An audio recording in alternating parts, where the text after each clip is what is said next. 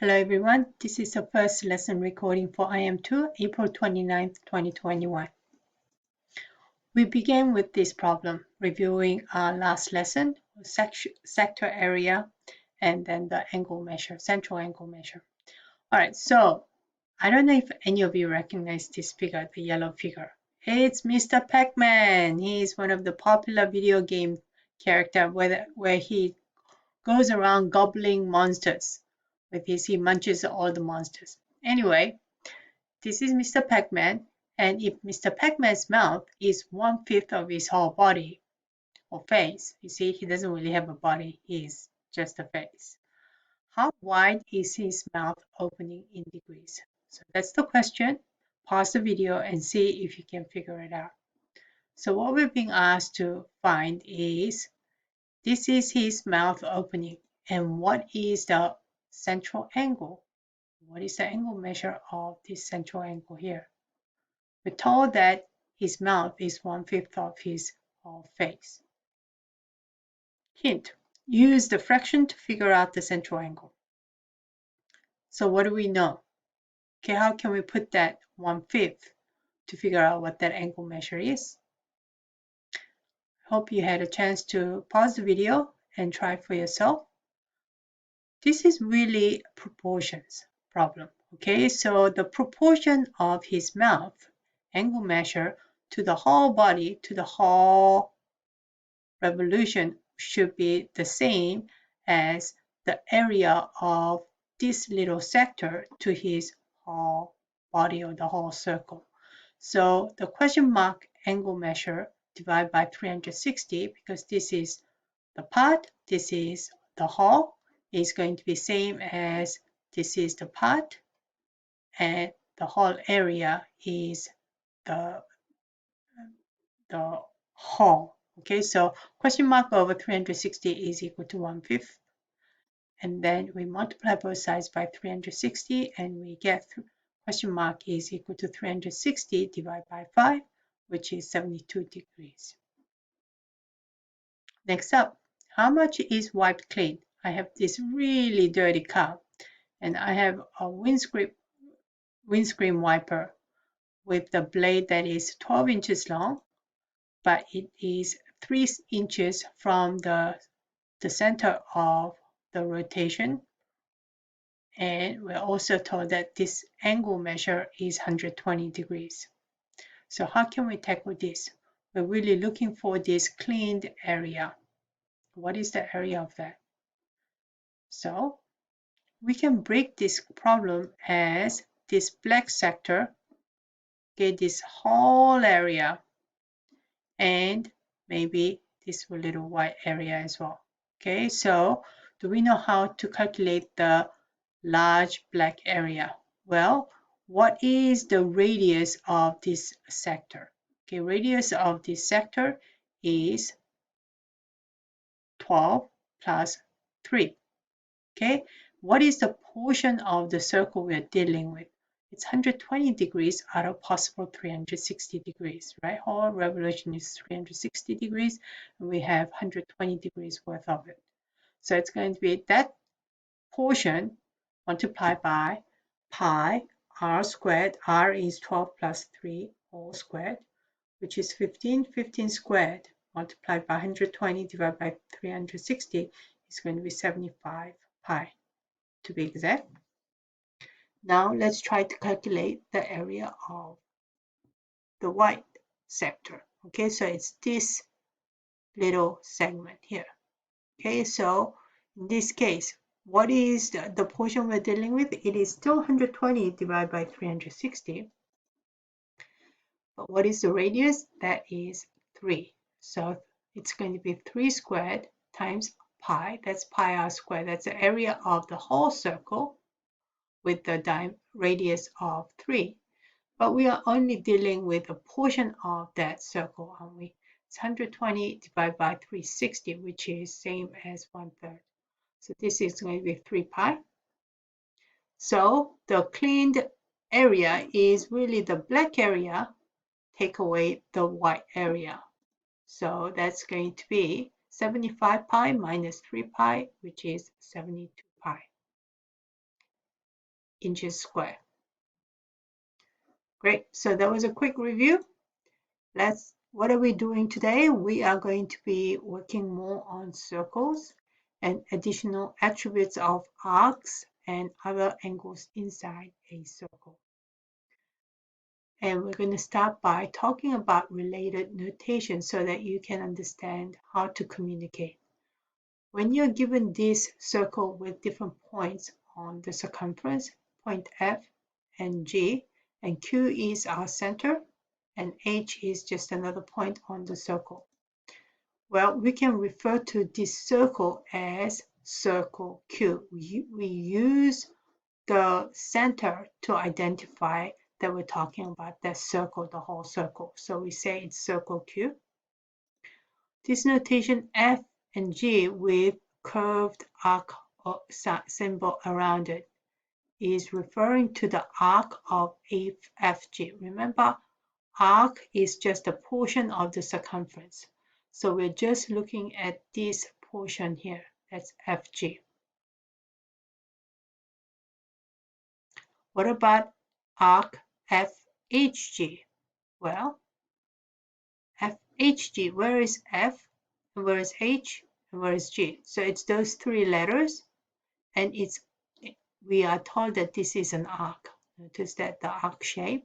So we're really referring to this part of the circle here, this part of the circumference. Now what about angle FQG? Okay, FQG is right there. So angle FQG is really the angle right there. It's the central angle in this case, right? And when we're talking about angles, we try to use three letters to avoid ambiguity. And Q, the middle letter, is always the vertex of the angle we're talking about. So when we're referring to this angle, we will say angle FQG. But if you're talking about the actual measure, how many degrees this is, if you're referring to that, then we would use little m here, angle FQG, and this is measure of angle FQG. So make sure you understand this notation clearly, because you're going to be seeing them and you're going to have to practice by using them properly. That's the only way you're going to be able to not get confused.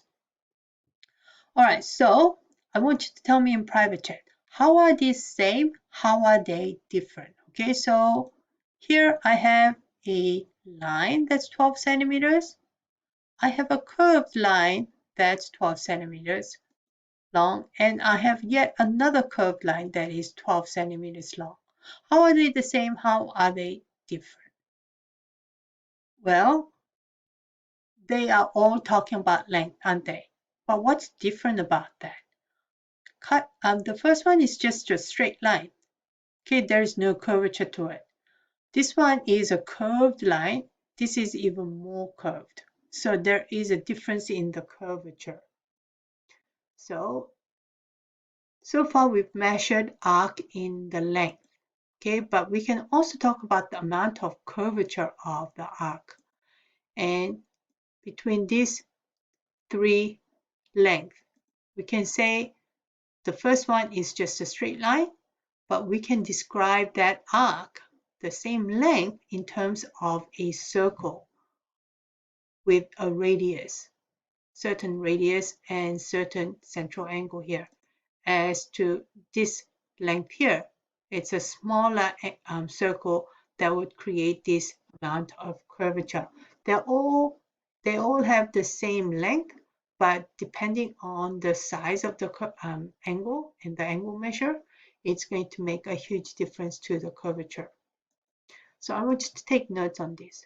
The measure of an arc describes the amount of curvature specified in degrees. It is the same as its corresponding central angle. So if you have this diagram here, the amount of curvature, so arc DC, okay, can also be written as 87 degrees.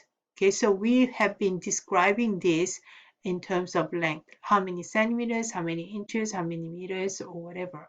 But now We can also describe this in terms of degrees, okay? And that degrees is determined by the central angle in which it makes with the center, right? So if I was to connect the endpoints C to the center and D to the center, the angle it makes at the center, which is the central angle, 87 degrees, can also be used to describe the arc of this uh, arc measure of this arc DC. So we say the measure of arc DC is 87 degrees. Okay, maybe it could be like 2 inches. Okay, but in terms of inches, it's 2 inches. But in terms of degrees, it's 87 degrees.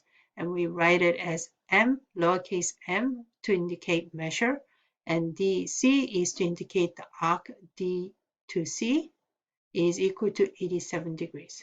So please write this down. Then you're going to go on to Desmond's card 1 to 10. Card 1 says draw a central angle for the circle and label the endpoints C and T. Okay, central angle just means you're putting a point from the center to the circle, point on the circle, and another from center to the point on the circle. Okay, and we need to label those points C and T. Okay, card number 2 says draw an arc associated with a central angle CAT. Central angle CAT is referring to this angle right here, the central angle right there. What is the arc that is associated with my central angle?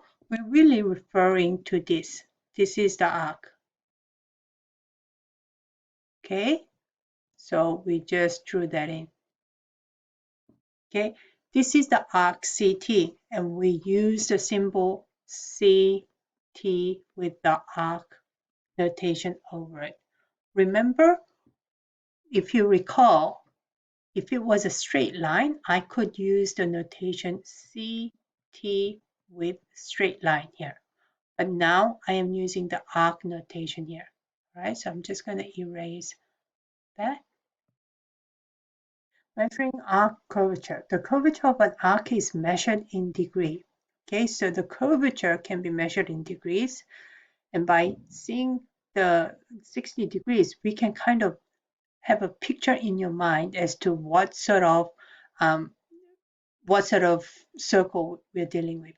It has the same measure as the corresponding central angle. That means that this angle here, 60 degree, and the arc measure in degrees is always going to be the same. Here the blue angle measure of angle AQB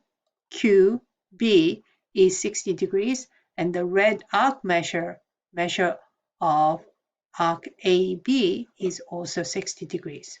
So the blue angle and the arc measure, they are both 60 degrees. So then if that is the case, what is the sketch in FG? Where is arc FG? FG is referring to this portion of the circumference. Okay, and then what is the measure? Well, we know the central angle that FG makes at the center is 108 degrees.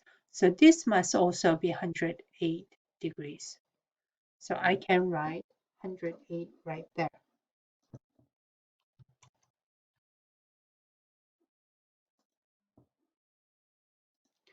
Right, for the same arc FG, what is its length? Well, assume the radius of the circle is 5 centimeters.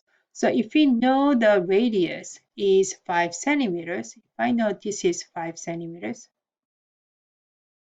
then I can figure out what is the arc length because I can figure out the whole circumference. So the circumference of the whole circle is 2 times pi times r. So it's going to be 2 times pi times radius of 5 centimeters. And we're really dealing with 108 degrees out of possible 360 degree portion of the circle. So that's my expression. And I'll continue with the next lesson recording.